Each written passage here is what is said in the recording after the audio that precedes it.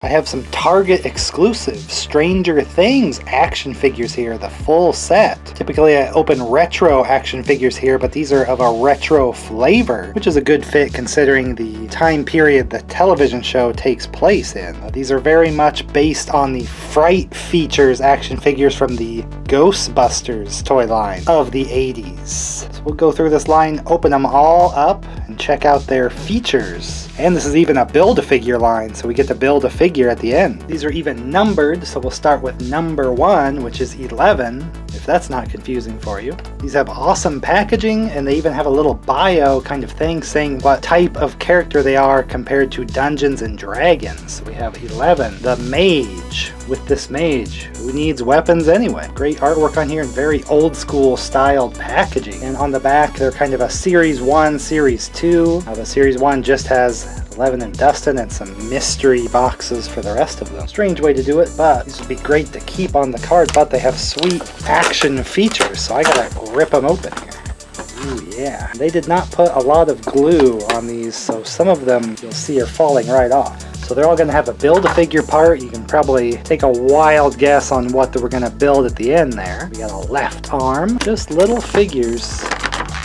So this kind of keeps in my retro collection, but also getting to have a modern TV show. We have 11 in her shaved head look from the first season with her dress and jacket. Again, these are going to be feature figures, just articulated like round. The head cannot move because it's got the feature built in that it is a leg squeezer. She's going to have the leg squeeze and using her powers. So that's where you get the stance is a little wide and strange there, but this has to be like one of the coolest 11 action figures of all time here. So it makes the arm go up, the mouth open, and very tiny with the nose. You can kind of see it sticking out. There's just one little thing that comes out, one little peg of red for kind of the nosebleeds she gets when she uses her powers. So a very fragile little piece in there, but the mouth opens much like some of the other Ghostbuster Fright Features figures like Egon or Venkman, but very much a unique mechanism for 11 design with the hand coming up using the powers and the nosebleed from doing it. So probably one of the best themed features to the character for this set right off the bat. Probably the first idea they had because it's the best idea of the whole set. And even with the weird stance, she will stand up just fine, so you don't have to worry about displaying them. They'll stand up for, but you can't really pose it in the cool pose with the feature though. You kind of squeeze it. Love it. Number 2 is Dustin, which again has cool character art and just looks freaking great in the package. Only at Target. Dustin the Bard, loyal to his friends and pollywogs. Yeah, that makes sense. So kind of some season 2 here for Dustin's. The rest are all kind of dressed up as season 1, I believe. His artwork showing him with like kind of a cassette tape player. Does not have one with the figure though. Also with shipping, they kind of bent my card up on this one. So you just gotta open it up. He comes with the right arm of the Build-A-Figure. Build that at the end. And a very cartoony Dustin, although when you look at the face, I think it's pretty good at it. Kind of representing him here. A backpack on the back here. The arms are just move around. And the legs can come forward. The legs aren't part of the action feature of this one. They can bend back also. Just kind of a thick torso. He's got his hot air balloon shirt. Nice hat there. I mean, they didn't have any specific logos and things, but the backpack has a button on the back there. You can see the hat coming up, very much like the Ray Fright Features figure of the Ghostbusters line. We can take a look here. We're gonna hit the button in the back and scream. The hat goes up, and if you look up in there, and it's hard to see because it doesn't come out much, but Dart is up in his hat. A very small representation of him.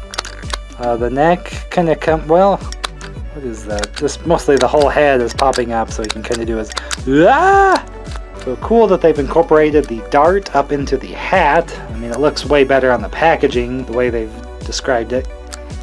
In execution, you know, pretty good. It's a little hard to see up in there. And just a general kind of scared look for Dustin. I mean, fitting, but Also, the mechanism kind of gets hung up a little bit once in a while when you're hitting the button. So it's probably a little fragile, but pretty nice articulation for just a simple figure, and they've managed to fit the mechanism into like a backpack button. So the heads aren't turning because they have so many features inside, but other motions possible, not a lot, and not really accessories since the thing here is the features. So then we get the full lineup shown on the back of the cards with the Series 2, the last 3 characters. So we have Mike as number 3. Now his look is a little strange. We'll open him up and check him out here, but on the package looks really nice. This one came to me really solid and good on the card. Mike is a true paladin, championing the party, their group, till the end. And he's looking a little scared there, but let's get him opened up.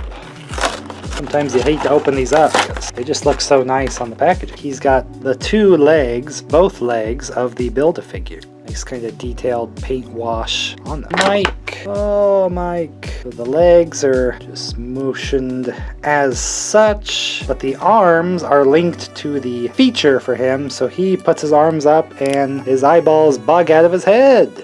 Now here you can kind of see the eyes are just the same color as the skin tone, and I think that's where this probably doesn't look as cool as it could if they would have got to paint the eyes white. And also his eyes just bug out, and it's like, what expression is this? His eyes bug out, alright? With the Fright Features Ghostbusters, they were like long pieces that came out, so it looked really funny, like a cartoon character's eyes shooting out. He has such big, thick eyes that when they come out, it's just like, what are you looking at, Mike? This is just Mike looking at 11. So his feature pretty crappy for Mike, I would say. Looks okay without the eyes popping out. Does look like a kind of cartoony version of Mike, so nice 80s hair and clothes.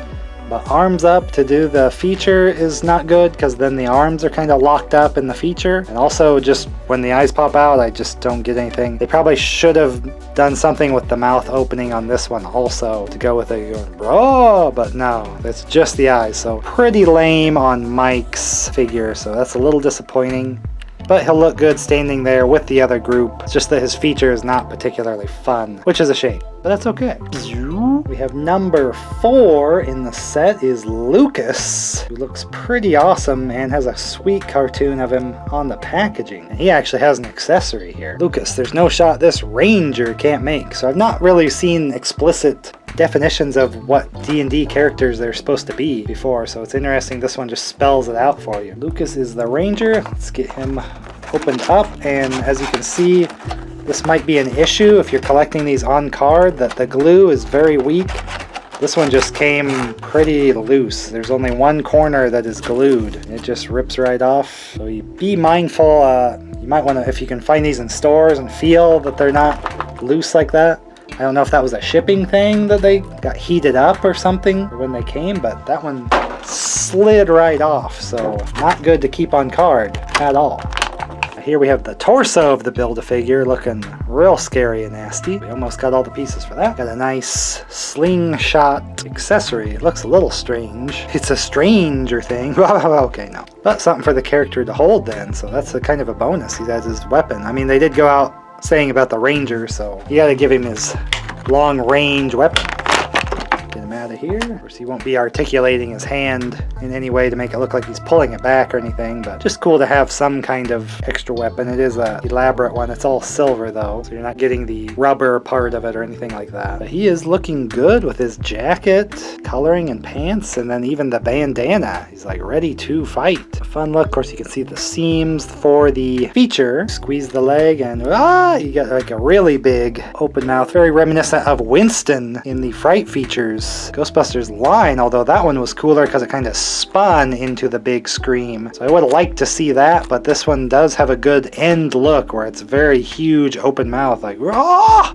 Little grotesque as well, though. But again, these are just kind of playful features. I guess the arm goes up, so that one is actually the one you want to be putting the slingshot in. Maybe he sees a upside down creature, needs to spring into action shooting his slingshot. So for the look, yeah, it's a good look. Not super fitting for him, I guess, to be so scared, but he does spring up the arm so he can shoot the slingshot, and he comes with an actual accessory, unlike a lot of the others. That's a pretty decent feature for Lucas. And again, they've went through the trouble, made sure they can stand even though the legs are kind of bowed out, meant to be squeezed together to operate the features. A lot better than Mike's, at least. And we have Will here. He looks like a Playmobil little kid toy. We have Will Wise from his time in the Upside Down. Not explicitly saying a Dungeons and Dragons character, because I guess he was kind of supposed to be the wizard when they were playing. 11 taking the mage in this line. A great drawing of him on the packaging. He is number 5, the final figure of the line. His packaging just straight up came and was not glued to the thing. It came right off. So again, be careful with that. If you're getting these, that might be an issue if you want to keep them in the carting, because it is great packaging for these. But you got to open it to see the cool features anyway. So that's what we're gonna do. Get little Will here. Will, unfortunately, the legs do not move at all. You can see his weird body shape. Nothing actually moves because the arms are what activates his feature also. You can see his little, oh, my little innocent Will face. Me, me, me, me. And we're gonna turn the arms up and, oh! Very scary, upside down, infected Will from being stuck there for the entire season 1. Even has some kind of gross detailed lines and veins or something in the face, and the coloring, the very open mouth. I don't see he's not gonna shoot out any slugs or anything. But when you do that, you know, it kind of opens up the feature. You can see that it's just kind of a flip head inside. More like the Power Rangers flip head action figures than anything from the Ghostbusters line. But yeah, you cannot move the hands up and down, because if you do, it's just going to start turning the feature. So not a great feature. It does represent Will pretty nicely. That you can kind of flip into this. I wish they maybe would have done like the Power Ranger one where it was more button. But maybe just the size of him might not have been able to happen. I'm not sure. But at least Will is included. He's often overlooked because he was just kind of the one they wanted to rescue in the first season, so at least he gets to be here in the group. This one you could display with his feature flipped out. So there's a bonus for Will if you want to have him be the victim there. Go, oh god, the upside down. If you want it. But otherwise, Will, nice inclusion. And you had the final Build-A-Figure part.